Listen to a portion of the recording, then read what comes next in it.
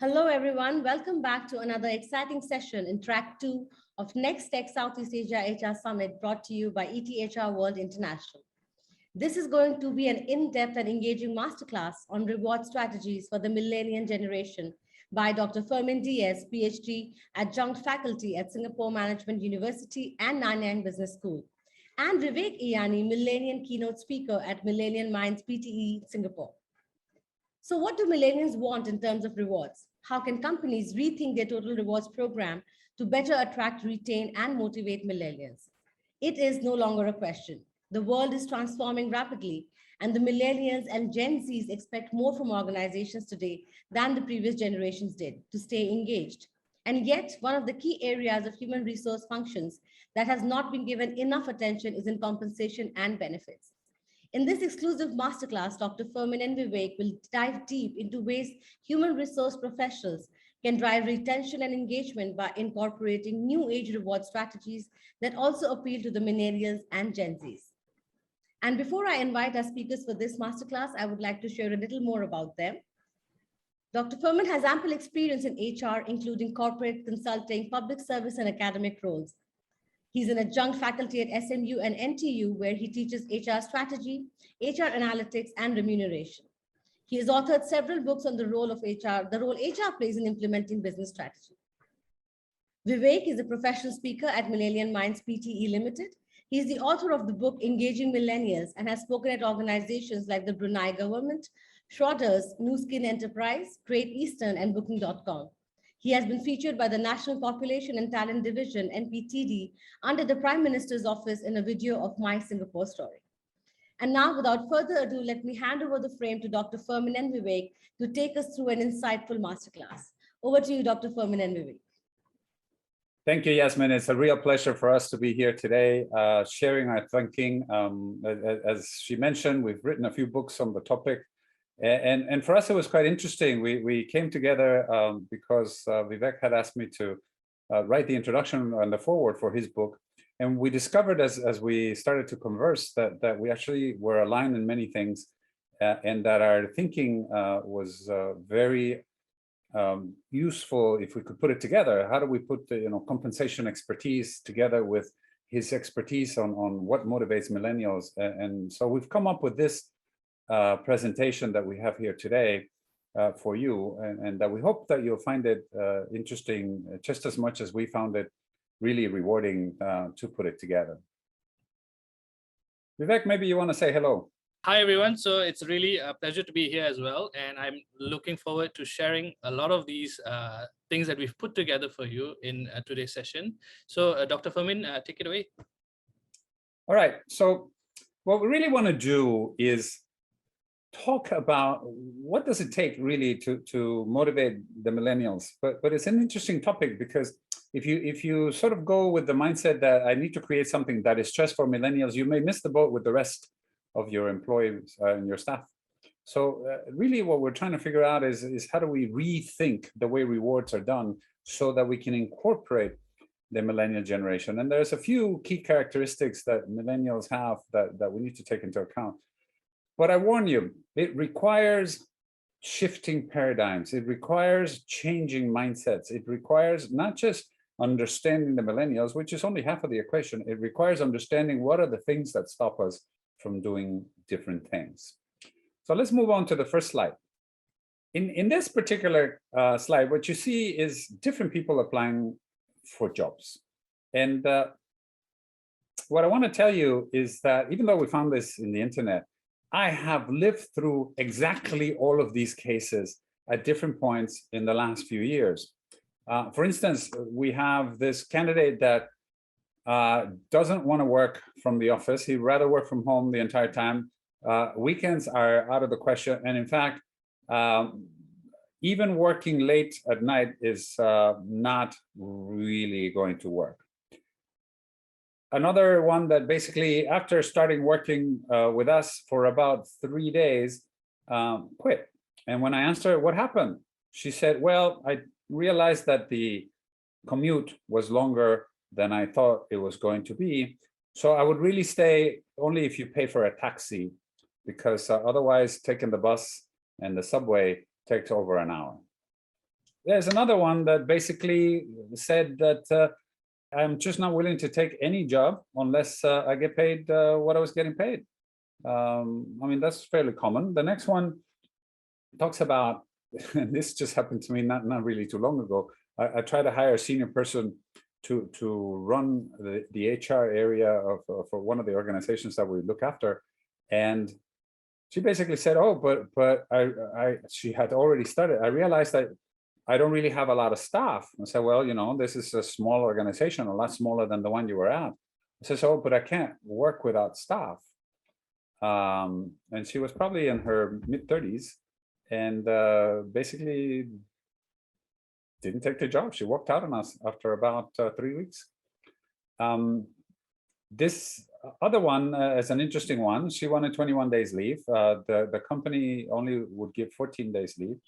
And that's what she negotiated. And in the end, this one has a happy ending though, because this one, what we did is we negotiated her pay increase. Instead of a pay increase, we calculated that an extra 7 days at her pay rate would be equivalent to more or less the sort of increase that she was going to get hired.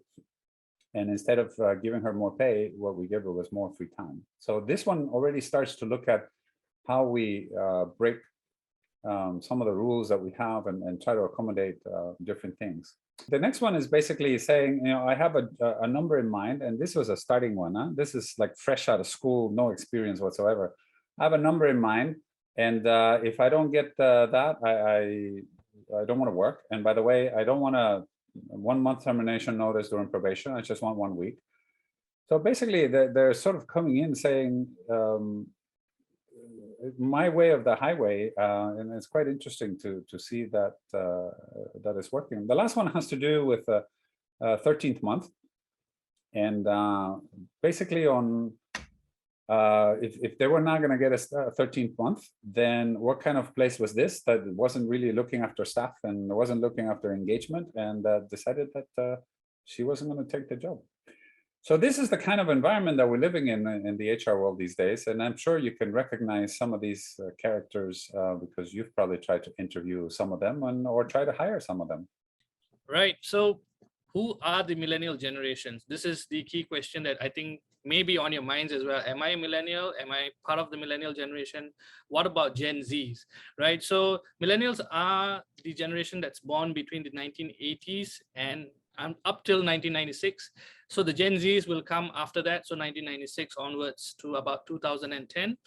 They are known as the generation that doesn't actually have an expectation to work for one employer, right? So if you look back to my parents' time, my dad always thought of staying in one organization, and he never actually quit.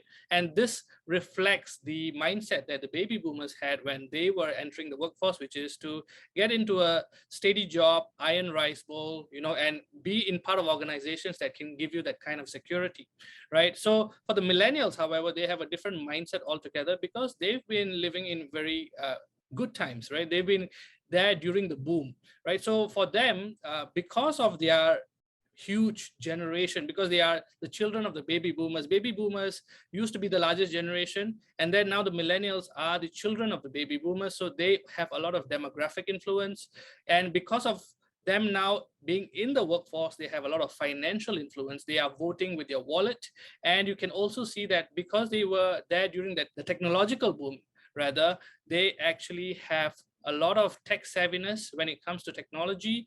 They are very interested and they're very curious about the latest things that's coming out in the market, right? So some of the key common characteristics that you can identify with the millennial is that they seek meaning over money, right? So for them, they are looking for more than just a paycheck.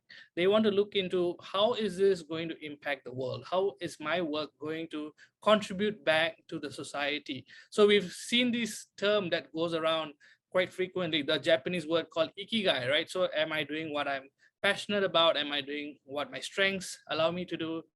Am I getting paid in the market for it? And am I actually contributing back to the community, right? So they are looking for meaning in the work that they do. And especially in these COVID times, they are looking for something that has a bigger purpose than themselves, right? For them to get through the tough times. You'll also notice that they tend to be more task-oriented rather than time-oriented. For them, it's not about where I sit down to do the work, it's about getting the work done. So whether I'm at a beach or whether I'm at home or whether I'm at the office, as long as I get the work done, I shouldn't be, asked to be in a particular place, right? It's not about bumps on seats, but rather how many tasks I can get done. So that's another thing you'll notice. For them, you'll also see that, they are more interested, not so much in the materialistic worldview, right? But rather about status updates. So is this Instagram worthy, right? So they go for experiences that make it easy for them to share about it. So if their organization does something really cool, they want to share about it on Instagram, right? They want to talk about things that are experiences that are worth mentioning on social media. So it's not about getting the car, getting the flat, or getting that house, right? It's not about all of those things. It's not about the 5 C's, right? It's for them, it's about the status update, all right? And you'll also notice that a lot of them, as we saw in the previous slide, tend to have a consumer mindset when it comes to getting a job, right? They are looking and they're comparing, they're always negotiating. And this is what consumers do. We go, if we want to buy a laptop, right? We do a Google review. We go look at all the reviews that they have. We compare and contrast. We see which are the best benefits. We see what other people are saying about it. And they do the same thing with organizations. They look at the reviews of the organization, what this role is about, what have other existing or past employees spoken about it. And they tend to compare and contrast. And they also compare and contrast when it comes to the rewards and the benefits that's being offered to them. All right. So now you will actually see that, when we ask managers, what are your perceptions of millennials?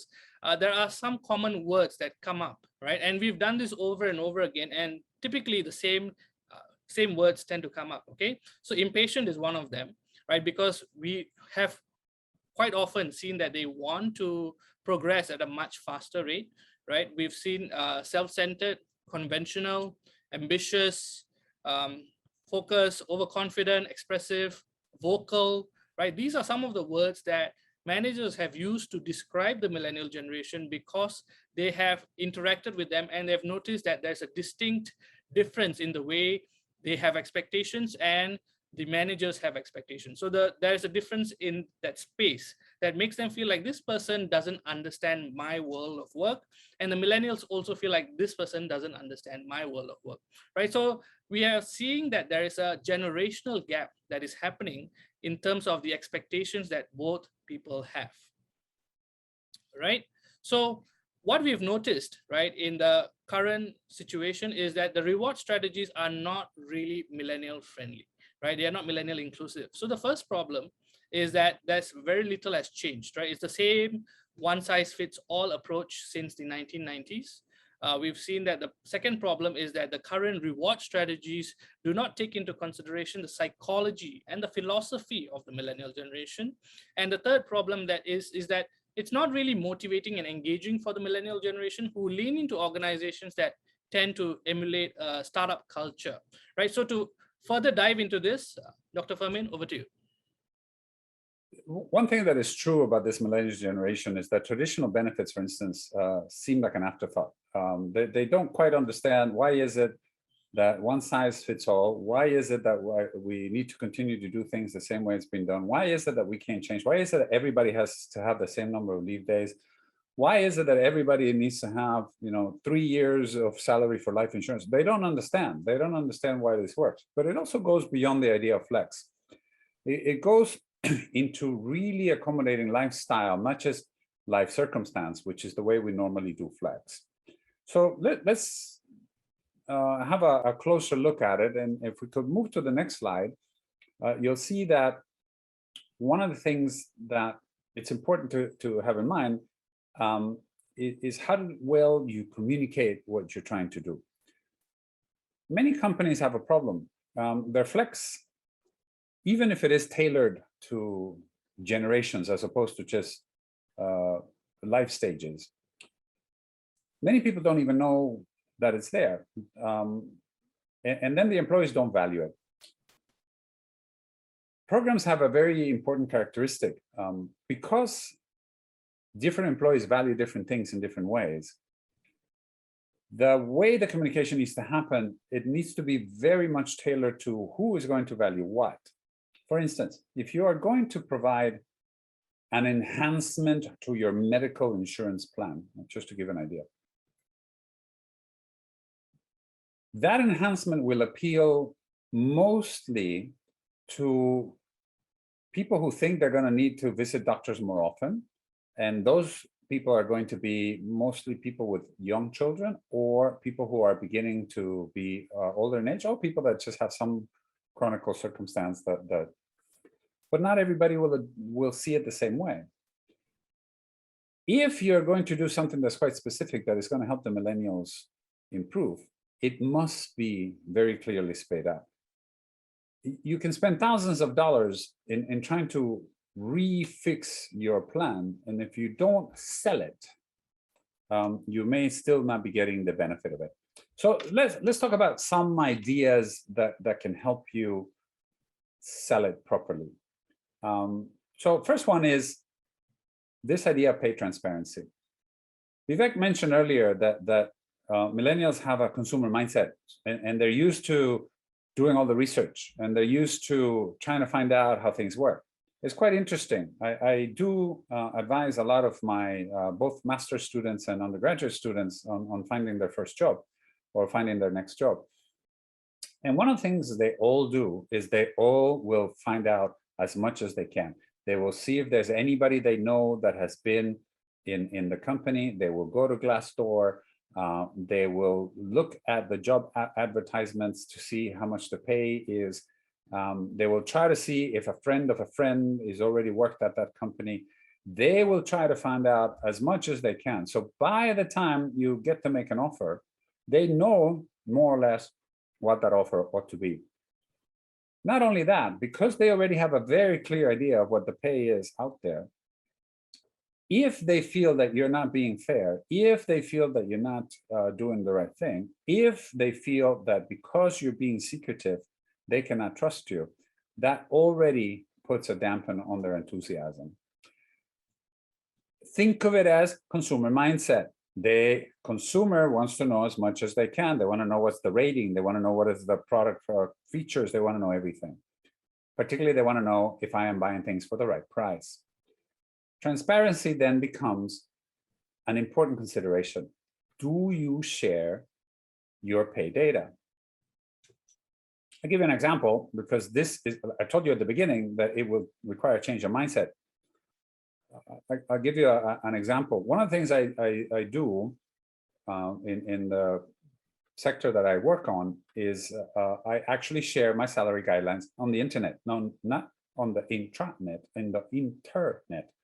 If you are an employee in my sector here in Singapore, and you want to find out what is the pay range for any job, from CEOs all the way down to entry-level non-university graduates, it is available. Therefore, anyone can have a very clear idea, am I being paid fairly? Am I being paid right? Am I being paid the right amount? Am I at the right level? Very clearly so. What did that do for us? Well, I can tell you in the beginning, it created a lot of heartache on a lot of people because I'm not used to it. The management, even board members would come to me and said, "You're crazy, what are you doing?" In reality, this is what it did. It did two things. One, it helped to fix compensation problems, because now that the data is transparent, it is quite obvious if somebody's overpaid or underpaid, and therefore it becomes quite easy to fix the problem. The second thing it did is it increased the number of people applying for jobs in my sector by a factor of nearly 50 to 60%. And I can measure that by how many people apply to jobs in my portal that are viable job offers or people requesting jobs. But the second one is it reduced my turnover by 3 whole percentage points. I went down from a 17% turnover rate to a lower 14%. So 3 points down by just improving the transparency. I still need to measure the effect that it's had on engagement, but I'm sure it's also going to be good because it provides more trust. Second idea is this idea of flexible compensation. Now, a lot of us do flexible benefits. That's okay. Now, can we do flexible compensation? Again, how can we cater to the values? How does this work? If somebody wants to work 4 days a week instead of 5, can you pay them 80% of the pay? If somebody wants to work Monday through Thursday, 10 hours a day, instead of having to work 5 days a week, 8 hours a day, can you do that? If somebody needs more free time, as I explained earlier, can your compensation program accommodate? If somebody doesn't need that 13th month, but that's the way you do it for finance and cash flow, can you make some people get paid in 12 and some people paid in 13? Can you fix the way you pay in a way that it caters to people? I again give you an example. If I wanted you to work for me, and I gave you 2 job offers, and in one job offer, I would say that I'm going to pay you, let's just say it's mid-level job, $120,000 of base pay with a 2 months bonus, which is another $20,000 on top. But that 2 months bonus could be 0, or it could be maybe as much as $30,000, depending on company performance and your performance. Or I can just go back to you and say, I will pay you $140,000 of base salary, no bonus. Which one do you think most people will take? Yes, you're right. Most people will take the pure base salary number. So in HR, we're trying to attract and retain. It's better for attraction. It's better for retention. And then you're going to say, oh, but it's not better for motivation. And then I'll now ask the next question. Besides salespeople and besides maybe some executives and a handful of people, how many people do you actually know that work for the bonus? We're all HR folks. Think of it this way, in your own job every day.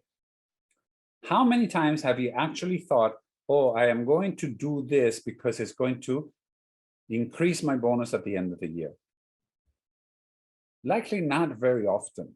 So actually, we don't, in the majority of cases, work for bonuses.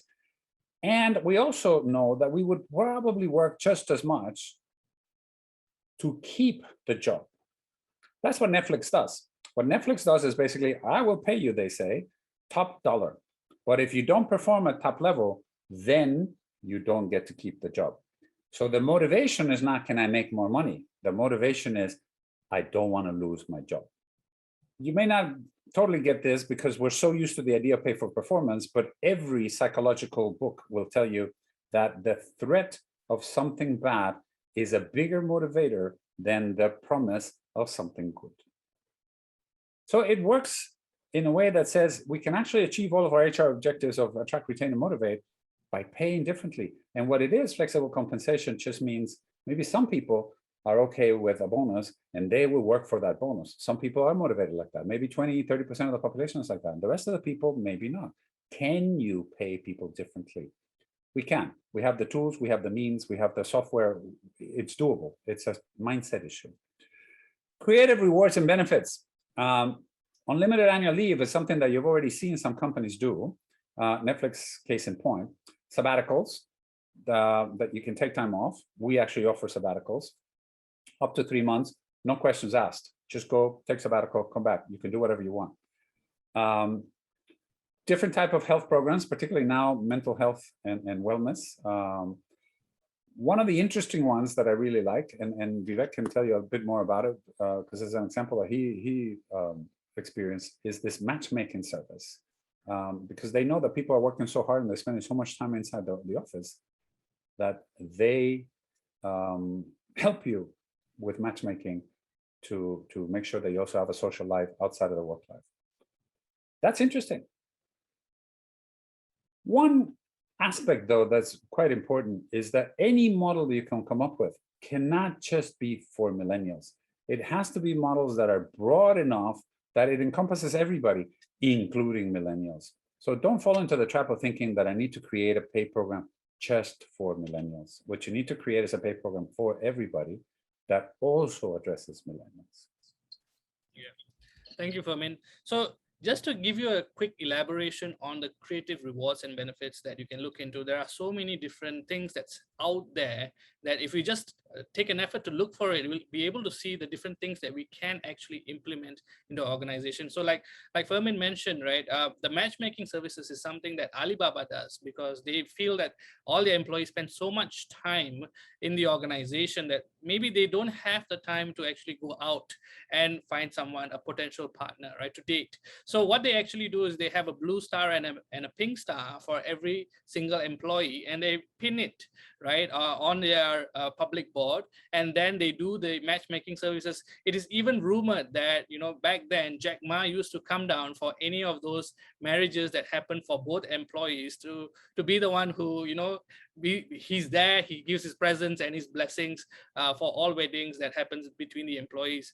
Even for health programs, we've seen that, you know, Razer, which is a completely digital, and they are more of employees who are sitting on the laptop all day long, have health programs where they are forced to exercise, they are forced to stretch, they are forced, and they bring in these trainers, right, to really within the office space make it as easy as possible to ensure that they get in their daily routine of exercise so that the employees can be more productive and can be more engaged in the workplace. So it's not about work is work and play is play anymore. It's all intermingling even in the workspace. And it is also an incentive for employees to come to the office.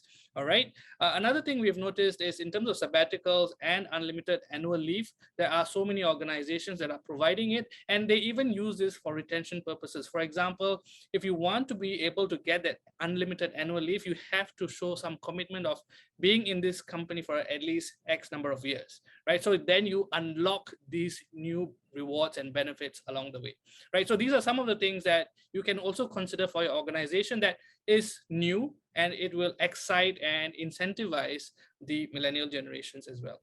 There's some other ideas that we had that we wanted to share with you. And it's okay if we blow up the pay for performance, and I understand that this creates a lot of difficulty for people. And every time we speak about this, there's always at least one question that comes up with pay for performance, you know, how are people going to perform? Okay, so here are some suggestions of things that you can do. Replacing pay for performance, or at least complementing pay for performance with things like pay for development. The idea of pay for development is you want to link base pay specifically to competency growth. The more people are learning, the more people are growing professionally, the more skills and competencies they have that they can apply, the more you want to pay them. The more ready they are to be promoted, this is the easiest way to understand it, the more you want to pay them. But link the base pay increase, not to a merit rating, and therefore I'm going to, link it to growth, link it to how quickly have you learned, how quickly can I promote you? And then link the variable pay to some sort of performance. I think that variable pay should probably be more team performance, because that also suits better the spirit of what we're talking about, because we're all in this together kind of spirit that the millennials bring to the workforce. But regardless, some companies still have an issue with that. My point is merit pay, if you think about it, when was the last time somebody was actually motivated by merit pay? Truth of the matter is, best of cases, the difference between an average performance and above average performance is maybe an extra 2% in pay. And if you ask anybody how much more are they willing to work for an extra 2% in pay, the likelihood is not very much. In fact, the research says that people will only really put in extra effort when it goes north of 10% of pay. No merit table does that. So no point in trying to link it. The second point that I have here is the idea of pay for skills. We already touched about it, pay for development, but pay for skills really basically says the more things you learn to do, the more valuable you are to the company. But here's the trick. The trick is millennials, you always hear about, oh, they all want to leave, they all want to go get different experiences, they all want to get different jobs. when you pay for skills, when you teach them how to do different things, when you teach them how to do analytics, when you teach them how to do finance, when you teach them how to do things that are outside of perhaps their current job scope, that gives them different work experiences. So they don't have to look for different work experiences elsewhere. They can find them here. And if you link that to pay, then they know you're serious. Retention is another thing that it's important. Of course, the idea is to link pay to time in the company, but also to understand something simple. They are probably not going to stay forever. And a point is often made that, oh, but they will still want to have experiences in other industries. That's probably true. But if you can give them experiences in different types of jobs, then at least you can keep them longer. And the objective is not to keep them forever. The objective is to keep them longer. So give them different job exposures frequently. 2 years, no more than 3, for them to be shifting from one type of job to another type of job so that they can feel that they're being challenged and they're growing. What we're trying to say is that in the end, when you're putting up ideas on how to pay, you need to think about, yes, the money, but also the career prospects and this idea of broadening experiences, the idea of even the physical nature, the exercise, and how do we make it worthwhile, plus the setting and the mental aspects. What is it that they get motivated about? And instead of just thinking of rewards as just benefits plus cash, start thinking of what is it that the employee value out of being in your company, and what they value will be not just the money, not just the exposure, but do they like it here? Do they like their friends? Do they feel valued? Do they feel that they can speak their mind? And can they have some semblance of work-life balance that you are helping them with? Right. So we've kind of come to the end of this presentation. So we're going to sum it up really quickly by telling you the top 3 things that you can do, right? So if you want to really incentivize and to reward this generation, right, what you need to know is the first step is what really motivates them, what engages with them, what are they looking out for, and what are they comparing you against, right? Because these are the things they are always having this mindset of comparing so that they get the best deal. All of us, we tend to do this. So as the information becomes more readily available online, right, we have to step up to understand what really engages with this young generation. Second is to have an open 2-way communication policy. It's not just enough to collect the data, but also to re-engage with them, right? To re-engage with the data, to communicate what are the challenges along the way, what are the expectations, and what are the opportunities that lie ahead for them, right? Having this 2-way dialogue gives you more productivity in terms of understanding what it is that they really want, right? And thirdly is to start with the lowest hanging fruit, right? Do not think of this as, well, there's too many things to do, I don't even know where to start, but rather focus on what's the easiest thing that I can get done to kickstart the momentum in this journey, right? With that, we will bring you to the end of this conversation, right? And I hope you also get to connect with us, right? So if you would like to, you can scan the QR codes to get in touch with us. And if you have any questions, we'll be happy to answer them as well. It's really been our pleasure to share with you today. I hope you find it interesting and useful. And I just want to echo what Vivek said.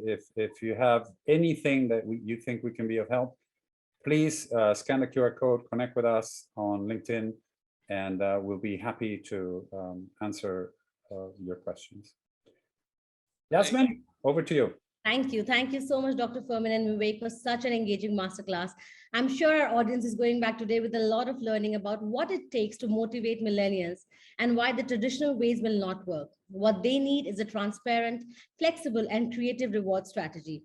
And that would mean creating a holistic rewards model. So thank you for taking us such an insightful session. And thank you everyone else for joining us. Hope you are having a great time today. See you during the other sessions. And do watch out and do tweet about us at #NexTechSEA. Thank you so much for joining us once again. Thank you, Dr. Fermin. Thank you, Vivek. It was a pleasure. Thank you. Thank you.